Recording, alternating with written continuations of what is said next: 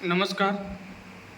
श्री 10 महाविद्या साधना केंद्र में आप सभी का हार्दिक स्वागत है, हार्दिक वंदन, अभिनंदन।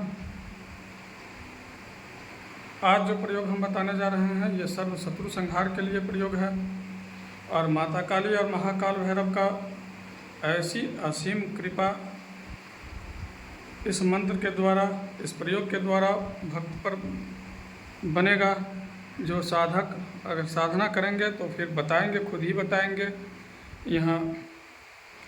तो सर्वप्रथम ये शत्रु संहार के लिए है, तो दक्षिणाभिमुख होकर के काला कंबल के आसन पर बैठ करके साधना करेंगे।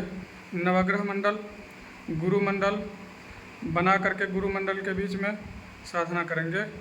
नवग्रह में नवग्रह का पूजन होगा। इसके बाद गुरु मंडल में ही नवग्रह के पूजन के पश्चात पंच देवता का पूजन होगा। पंच देवता के पूजन के पश्चात गुरु पूजन और गणेश पूजन, इसके बाद श्री काली और श्री काल भैरव का पूजन होगा। तो आज हम ऐसा अद्भुत मंत्र बताने जा रहे हैं जिसे महाकाली और महाकाल का दोनों का आशीर्वाद एक साथ ही प्राप्त होगा। और शत्रु तो ऐसे गायब होंगे जैसे कभी थे ही नहीं। बहुत ही प्रचंड शक्तिशाली प्रयोग है। गुरुमंडल के बीच में काले उड़द के ढेर पर कलश स्थापन करेंगे। उस कलश पर श्री काल भैरव का, महाकाल भैरव का स्थापना करेंगे और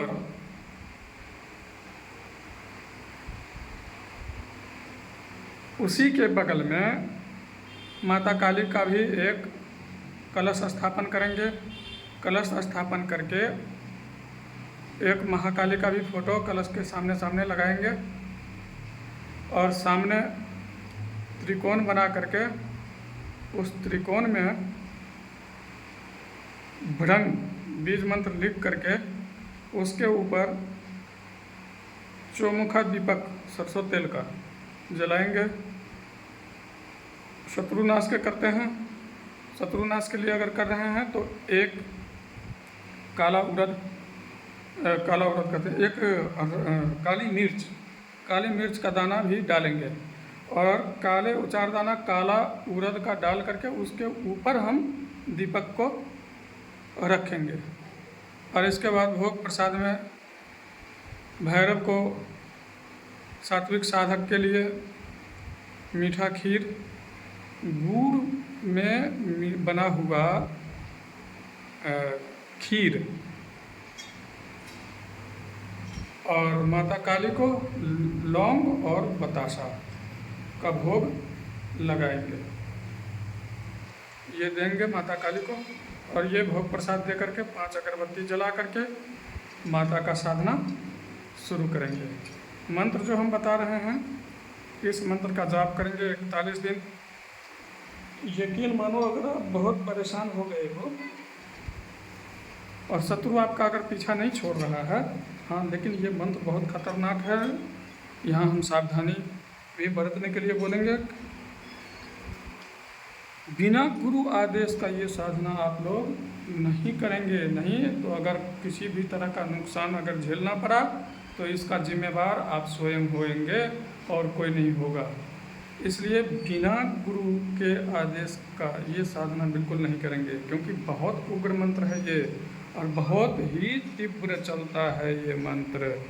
इतना तीव्र चलता है कि 2 दिन करके देखोगे, इसी में आपको पता चल जाएगा कि ये मंत्र क्या है। उसमें भी हमारा आवाज़ सुन करके अगर आपने शुरू किया है तो पहले दिन से ही आपको इसका अनुभव होना शुरू हो जाएगा। पहले दिन से, दूसरे दिन की बात नहीं है, पहले दिन से अनुभव शुरू हो जाएगा।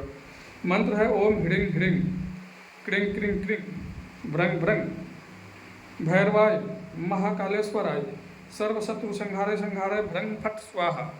यही मंत्र है। पहले प्रणवाक्षर ओम, इसके बाद ह्रीं ह्रीं 2 बार लज्जा बीज, 3 बार काली बीज क्रीं क्रीं क्रीं, फिर इसके बाद 2 बार भैरव बीज भ्रंग भ्रंग भैरवाय महाकालेश्वराय सर्वशत्रु संहारे संहारे भ्रंग फट स्वाहा, ये मंत्र है। और एक बार हम फिर से आप सभी को कहते हैं कि बिना अपने गुरु के निर्देश से ये साधना कदापि ना करें, नहीं तो नुकसान जो झेलना पड़ेगा उसका जिम्मेवार आप स्वयं होएंगे, कोई और नहीं। बार बार हम इसीलिए कह देते हैं। हालांकि माता इतनी दयालु है कि नुकसान तो साधक का होने नहीं देती है। ये देख रहे हैं, हंस रही है, तो ये साधक का नुकसान तो बिल्कुल नहीं होने देती है। बाकी साधक के ऊपर है कि वो किस कामना से कर रहा है। बहुत से साधक ऐसे हैं जो तुरंत अरे ये मंत्र जागृत हो जाएगा ना तो फलाने को ख़त्म कर देंगे। तो जो इस नीति और इस नियम से करते हैं कि हम किसी का नुकसान पहुंचाएंगे, तो फिर उनका नुकसान तो होना है ही निश्चित। तो इसलिए तो 11 माला या 21 माला से ये साधना स्टार्ट करनी है। 41 दिन की साधना होगी और 41 दिन का 3 बार साधना होगा, और 3 बार में माता काली का को तो नहीं कह सकते, लेकिन भैरव अवश्य प्रकट हो जाएंगे।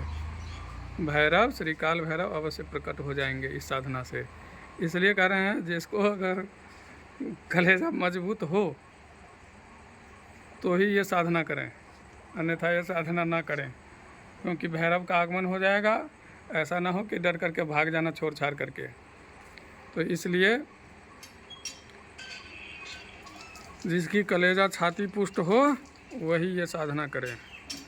और भोग के लिए हर अमावस्या या काल अष्टमी को 2 बतासा, 2 लौंग, 5 अगरबत्ती और मीठा खीर भैरव के लिए ये जो है आपने देना है। ये आपने देना है चौराहे पर या किसी काली मंदिर में या किसी भैरव मंदिर में, हर अमावस्या या काल अष्टमी को। अब ये मंदिर जो स्थित है एकदम बिल्कुल निर्जन वन में है ये मंदिर, जहाँ हम आते हैं माता बुलाती है तभी आप आते हैं, नहीं तो कहाँ आ पाएंगे। हम दूर दूर तक कहीं कोई आबादी आपको नज़र नहीं आएगा।